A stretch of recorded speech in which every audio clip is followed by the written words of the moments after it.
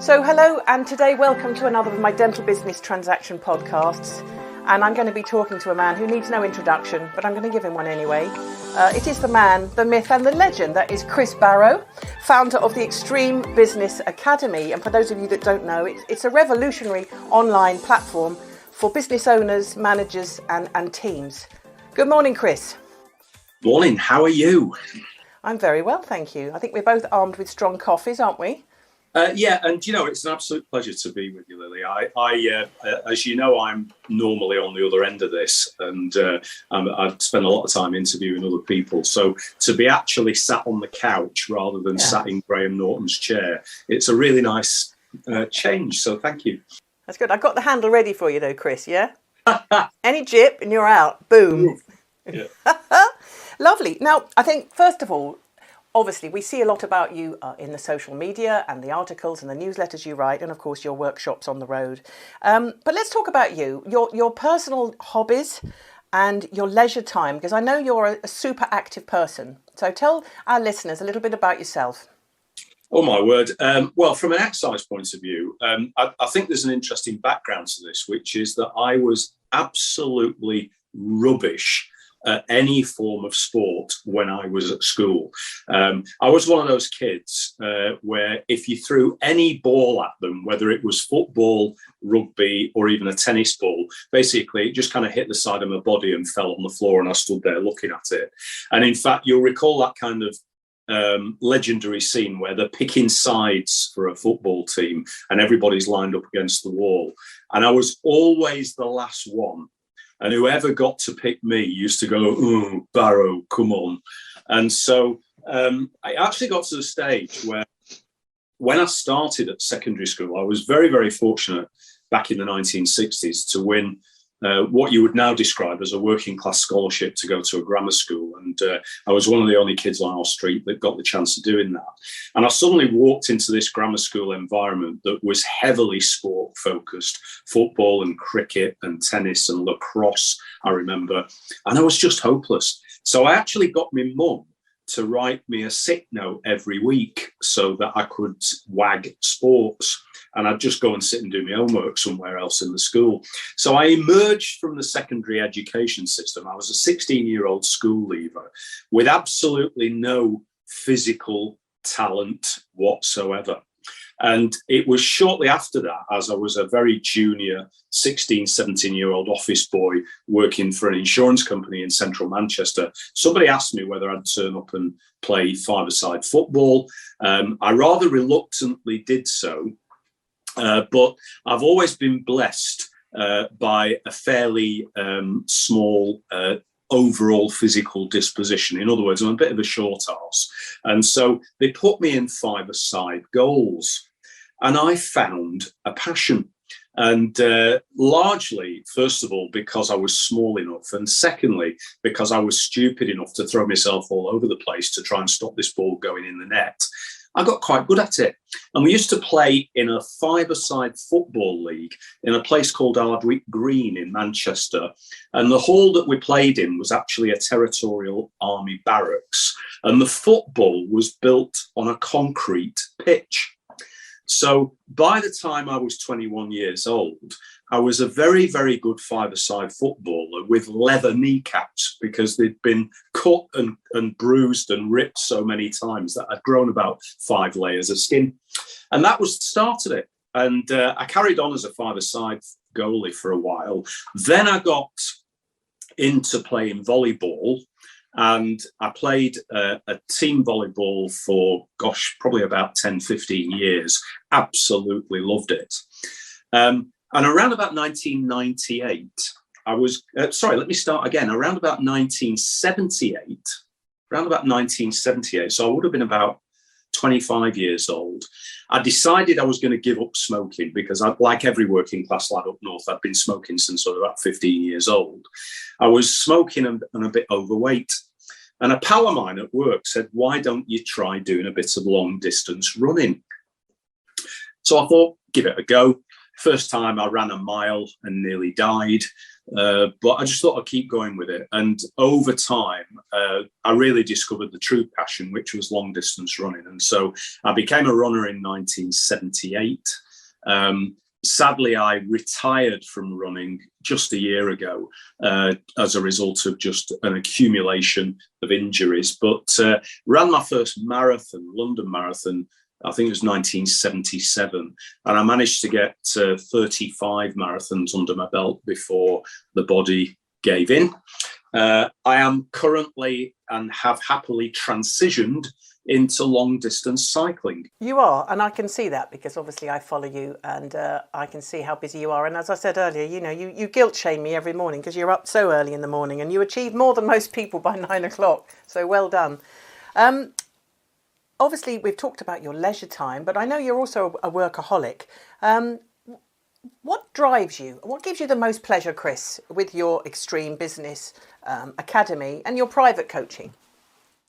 Well, the answer to that is very, very easy. The best day in my life professionally, one of two things. It would either be, primarily it would be an email from a client to say thanks very much for everything that you've done for us. I mean, that is my number one best day at the office.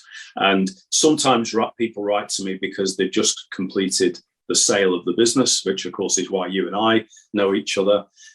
Some people write to me because they've completed the purchase of a business, or some people write to me because they've achieved whatever it is that they're trying to achieve in terms of their ongoing business career. And, we have a bit of a joke that nobody ever contacts me because they're happy. People call me because they've either had enough of one thing or they want some more of another thing. And they need somebody to act as a catalyst to help them to transition from where they are to where they want to be. And dentistry, I'm 26 years in dentistry now, and it's been a complete and utter blessing because pretty much every friend I've got socially is one that has arisen through the job nowadays. I don't know my neighbours' names, but I've got friends literally all over the world through dentistry. So my best day is a thank you email, or sometimes, and not so often nowadays, somebody coming up to you after a workshop or a trade show or whatever and just saying, you know what, I just want to say thank you. I heard you speak 5 years ago. I took away a lot of what you said. I put it into practice. It's made a big difference. That's number one. I agree. Number two, I think, and I'm going to be very, very transparent about this. I'm an only child of one alcoholic parent with mental health issues. And that meant that I spent a lot of my youth in an isolated situation. And so I make no apologies for loving the applause of an audience. I make no apologies for loving the recognition of either an article or a blog post well written, a podcast well received. And that applause, if I can use that word as a metaphor for the appreciation that you get, that really is a driving force for me. I'm probably still trying to replace some of the parenting that I missed out on. But if that's what drives you, that's what drives you. And I was very, very fortunate that back in the 90s, I went through a lot of personal coaching as a client. And I also went through a lot of what you now describe as counseling and therapy as a client. And it helped me to understand a lot about myself. And realized that the reason I'm out there all over social media, all over speaking, all over writing, and as somebody once said, Chris Barrow will turn up at the opening of an envelope. It goes back to that initial lack of appreciation earlier in my life, and probably the fact that I'm still trying to compensate for that all these years later. Fortunately, I've been able to channel that into something that's become very productive and profitable. Chris, that was so honest of you. Thank you ever so much for sharing that with me. And I mean that because I think that a lot of people are embarrassed to talk about issues such as you've touched upon there, and I love some of your very small little bitey blogs that you do when you put them out. I think what do you call the series, the little mini ones that you put out each day, or you had a series of very short 5 a day thing that we did, 5 a day. And they make so much sense. But one of the things we often talk to clients about, or if I'm talking, for example, we're at a seminar, is we say, the first thing you've got to do is surround yourself with people you trust. Surround yourself with a team, because everything in life can be very daunting, especially when you're looking to perhaps sell or buy a practice. If you surround yourself with people that will look after you, look out for you, and give you advice that's honest and not driven for their own purpose and gain, that gives you so much confidence, doesn't it, in people, because you're sharing the burden. And we talk to many clients that have issues such as you've touched upon there, and I think that having a business coach, the services that you give, does give people a lot of comfort, a lot of satisfaction. You're guiding them. You're a bit like a shepherd. You're a border collie in human form. I described that once at a seminar. I said to the audience, I said, what do we do? We're like a combination of a border collie moving you along, tucking you in the gate, shutting the gate. Oh, there's one out. We're like a fireman. We put out fires. We're like a relationship counsellor. We do all of these things, and then it left them with quite a vision. But that's what you do as well. Okay, let's talk about what drives you crazy. What drives you crazy when you meet clients, perhaps, or you see situations arising? Oh, my word. Again, I'm going to be predictably authentic about this. One thing that drives me crazy is unwanted interruptions. And because I am fortunate enough to be very focused and very self-disciplined, and so I will zone my diary, and there'll be certain times of the day when I'm doing certain things. By the way, I'm probably the easiest person in the world to kidnap, because my life is a series of extraordinarily predictable routines, both personally and professionally. You know, you've said it yourself. I get up at the same time every day. During the week, I do the same things at the same time every morning. I have a certain structure to my day, which is extraordinarily well established.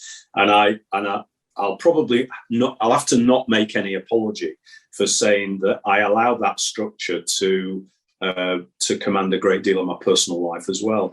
I remember a client once saying to me, do you ever do anything spontaneously? And my reply was yes, for 1 hour at 3 o'clock every Saturday. And it took the client a while to figure out the joke. But you know, I'll give you an example. We've been on holiday to the same location for the last, I think it's 15 years now. And we found a place. We fell in love with it. We go back there every year. We've never bought, it's in Greece. We've never bought a home over there because we don't want that degree of commitment. But the same 2 weeks in July, we go to the same place in Greece, and we stay in the same place every time. And actually, in the 14 days that we're there, we have a pretty rigid routine in terms of what it is that we do on what day. Now, of course, there are some people listening to this that will say this is the most boring guy in the world. But actually, Mr. Predictable. I'm not boring. I'm simply predictable. But one of the things that I'll plan is I'll plan my adventures. So somebody asked me at a seminar a few years ago, what's the best business decision you ever made in your life? And my answer then and now is back in 1996, when I was a father co-parenting 5 young children and a workaholic. And I made a decision that I was going to take 12 weeks vacation every week every year for the rest of my life. And in 1996, as a self-employed consultant, I put those 12 weeks in, and I thought, sod it, if the business goes down, I'll get a job as a postman, I'll do something else, because it isn't worth it for 49 weeks a year. It's only worth it for 40 weeks a year. And my kids now, who are all adults, they've all grown up and left the nest, but they will tell you that one of the greatest memories that they've got of their childhood is the amazing things that we used to do during those vacation weeks, some of which were overseas when the budget allowed it, some of which were at home in the UK if the budget was a bit tight, and some of which we spent at home when we were broke. But we had quality time together.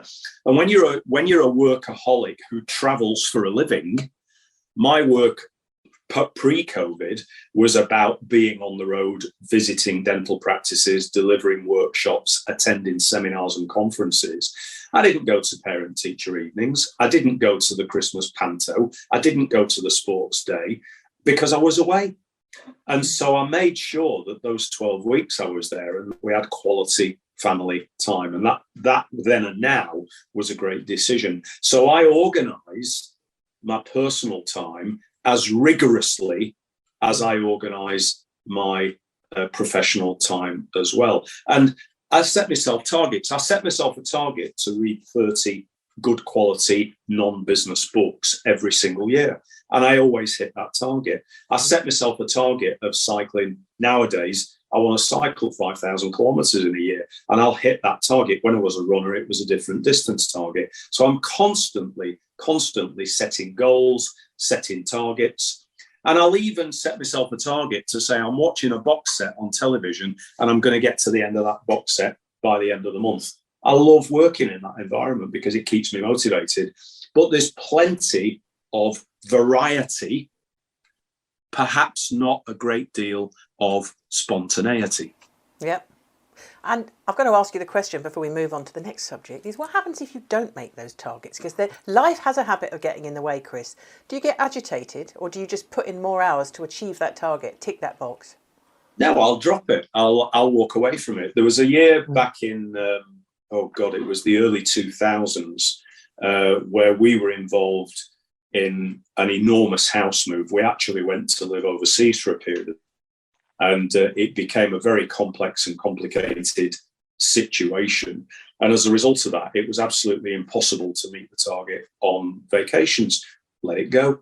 COVID came along and I took all my tickets for 2020 and I just ran them through the shredder in the corner of the office because just like everybody else, notwithstanding the tragedy of the coronavirus, the reality is that every single one of us had our routines thrown in the shredder. Didn't we? Isn't it great to get back to normal now? I'm loving it. And 2020 was what I describe as the ultimate Zen experience because you lived it one day at a time. You had to be present in the moment. So all of my targeting, I do 90-day targets every quarter day. I spend a lot of time working on it. Marginal gains, David Brailsford territory. And all my quarterly goal setting in 2020 went in the bin. And I just said, okay, I'm going to turn up every day like everybody else and I'm going to see where it goes. But of course, now, here we are in October 2021. There is a degree of normality beginning to creep back into the landscape. And so I'm now putting those targets back in place, but with some refinements, because one of the interesting things about the pandemic is that there are some things that we're going to leave behind in 2020 and say, I was doing things before COVID-19 that might have been damaging me. There might have been things that I didn't enjoy, and I'm not taking them into 2022. I'm going to leave them behind on the shore. Wave bye-bye. It's quite liberating, isn't it? We had business coaching as well in the start of COVID, and it was the best thing we ever did. It was like the ultimate sort of safety net swinging below us. We follow the EOS operating system, and it's having those targets, having some kind of structure. And we do, we have our 90-day, we have our quarterly meetings, and we all set ourselves goals to achieve. And it does give you that drive when you know that you've set them and you have to achieve them. And if you don't, then obviously there's that feeling of, hang on a minute, it's what's important. It's prioritising, isn't it? What's important. And it does help you. It goes back to what I was saying about having a team around you and having business coaching put us in, I would honestly say, hand on heart, the best position our company's ever been in. We've come through it stronger and better with a real understanding, and goodness me, we had enough time to sit down and dig into it, dig deep in that time, but it's really good. And having that, surrounding ourselves with that expert knowledge, we now know, we all learn as well. You learn from mistakes. You don't look back. You always look ahead and look forward. You just don't make those mistakes again. Now, I'm going to ask you, Chris, top 10 predictions for 2022. I'm like you, Lily. I get a chance to metaphorically sit in a hot air balloon that floats about 30,000 feet above dentistry, and we get to look down, and we're not wrestling with the day-to-day requirements of delivering dentistry to patients and that just horrendous landscape that a lot of our clients are operating in. So from the perspective of that metaphoric hot air balloon, you can look down at the industry, at the landscape, and try and spot trends. So I don't want to say predictions because I think that's a bit black and white, but I want to talk about trends, things that I'm seeing as trending. And I'm going to do it a bit like Tony Blackburn reading out the hit parade. I'm going to give you number 10 first of all. We'll reverse back to number 1, all right? Okay. So my number 10 trend, 10th in the hit parade, is what I'm going to loosely describe as corporate culture, and in particular culture and confidence. So what do I mean by that? And I am going to have to mention here my very, very close friend Mark Topley, who formerly was Chief Executive of Bridge to Aid, the dental charity. Now Mark is a freelance advisor on corporate social responsibility and on leadership, and he's extraordinarily talented in that respect. And by the way, you should get him on for one of your interviews. But one of the things I've learned from Mark is that where we are right now, you know this as well as I do, is that we're in the middle of a recruitment and retention crisis. People are not responding to recruitment adverts, and people are leaving jobs and they are leaving dentistry. And it's causing a major crisis right now, both in terms of clinical and non-clinical support staff. It's the number 1 topic of daily conversation around my client base. Where do I find ideal team players, and how do I keep the ideal team players that I've got? And my response to that is that every survey that's ever been done about the reason that people take a job and stay with a job has got 4 essential components, and money isn't number 1. Number 1 is appreciation, that people feel genuinely appreciated for what it is that they're doing, that through the work that they do, they are moving themselves up Maslow's hierarchy of needs because they feel that what they do is purposeful. They feel that what they do makes a positive difference in society. And whether you're on front of house, whether you're in dental nursing, whether you're in management or clinical, the reality is that the ideal team players need to have a sense of purpose around the work that they do. That's number 1. Number 2 is that they need to see that there is a career pathway ahead of them if they want one. That if I take further qualifications, if I do further training, I can work my way up a ladder of progress, which will make me better at the job and which will lead me to number 3. And number 3 is compensation. I want to feel well paid for I want to feel that I'm well paid for what I do. And I want to feel that, again, I can progress in that pay through my own efforts. And then finally, number 4 is fun. And what I mean by that is that I work in an organisation where it's okay to have a sense of humour, where we have a laugh, even though we deal with serious issues on a day-to-day basis. So appreciation, progress, money and fun. So my number 10 on my hit parade is the requirement to build a business in which all of those attributes exist. And like I say, I defer to my friend Mark Topley and some of the work that he's doing at the moment on how to be a great leader and how to be a great boss. Let's look at number 9. And I'll try and do these more quickly because otherwise we'll be here all day. But number 9, I believe that we're going to see more and more salaried associates.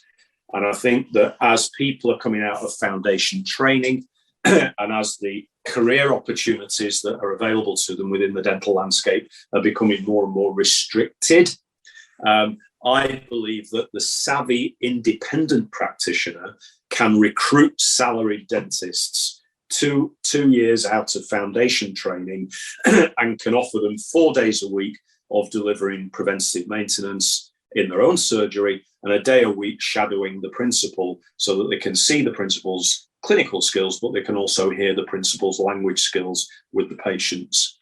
Moving on from that, number 8 is what I describe as the self-managed business. And what I mean by that is that instead of principals and their spouses running around with their hair on fire 90 hours a week, What they're actually doing is that they're building a management team around themselves who can run the business when they are not there.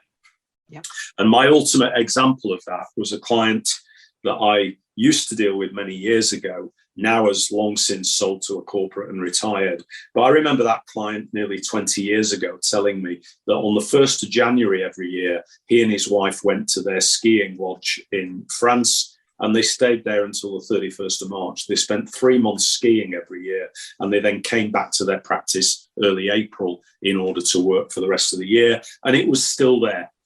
And it was still there because they had both a management and a clinical team that were able to run the business in their absence. Why wouldn't you want that to be the case? And so I see that being a trend.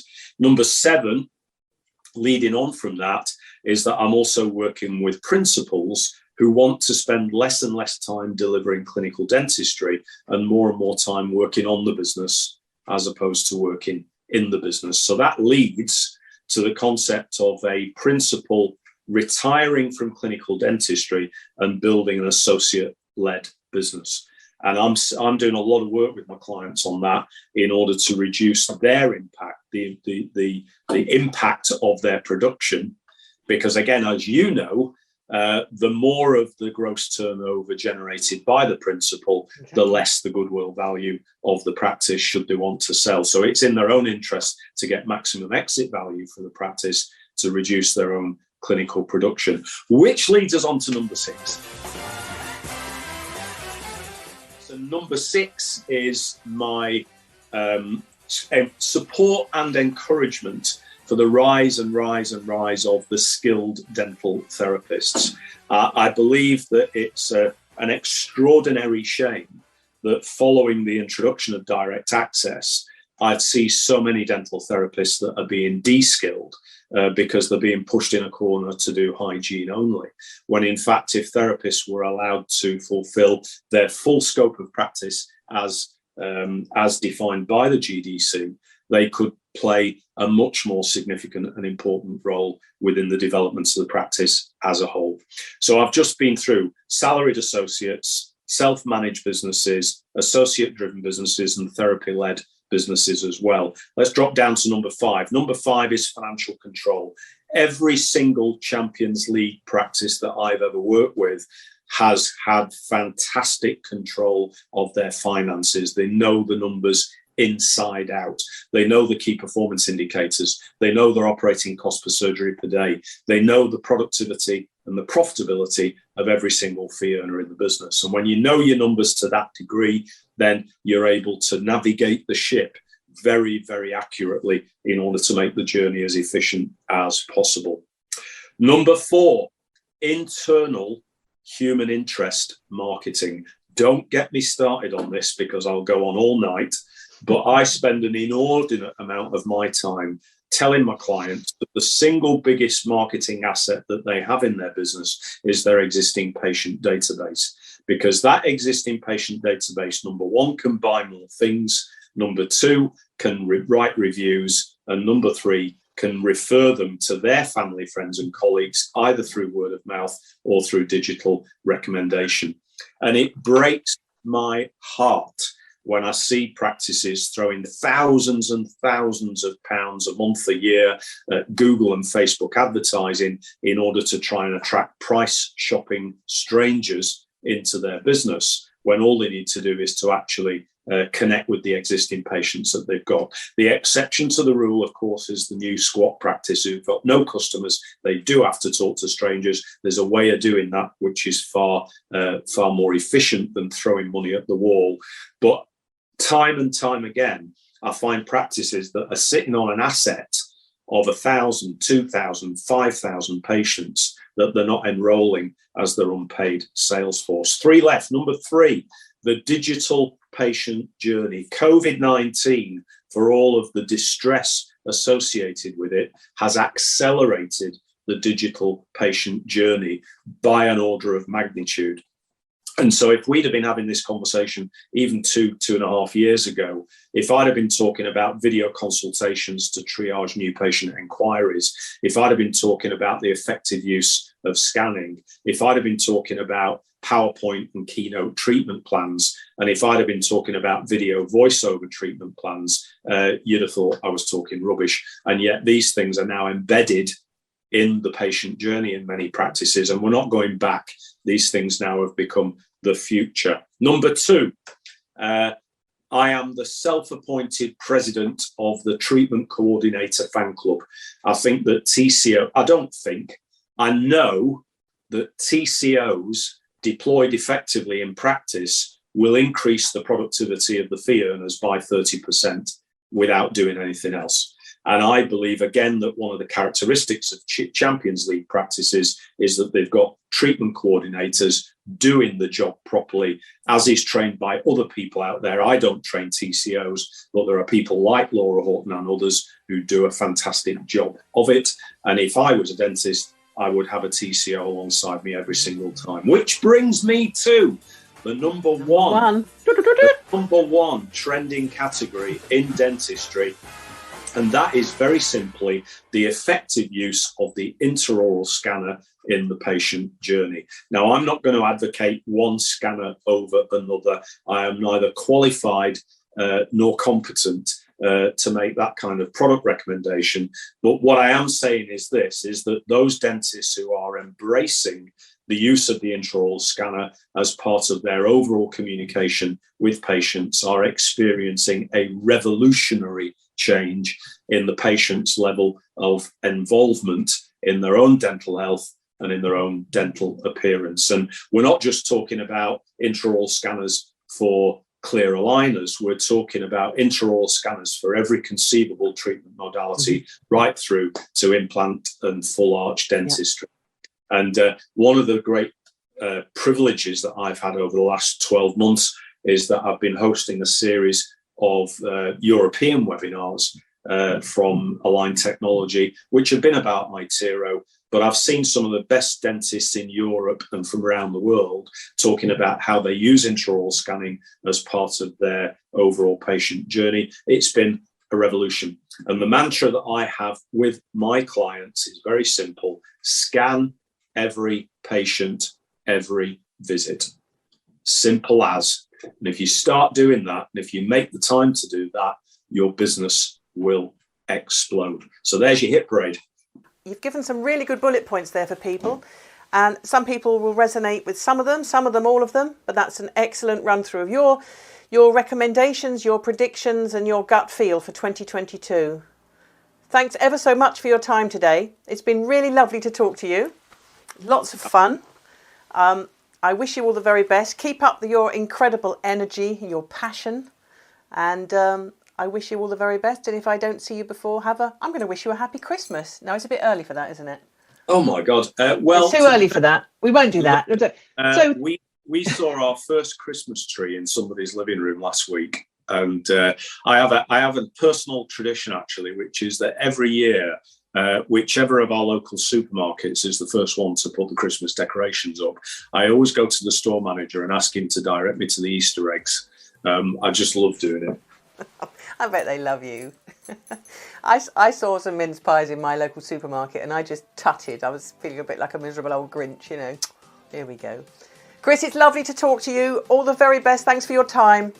And I look forward to talking to you again in the new year. We'll see how your predictions are coming along. Thank you. Lovely. Thank you, Chris. Bye.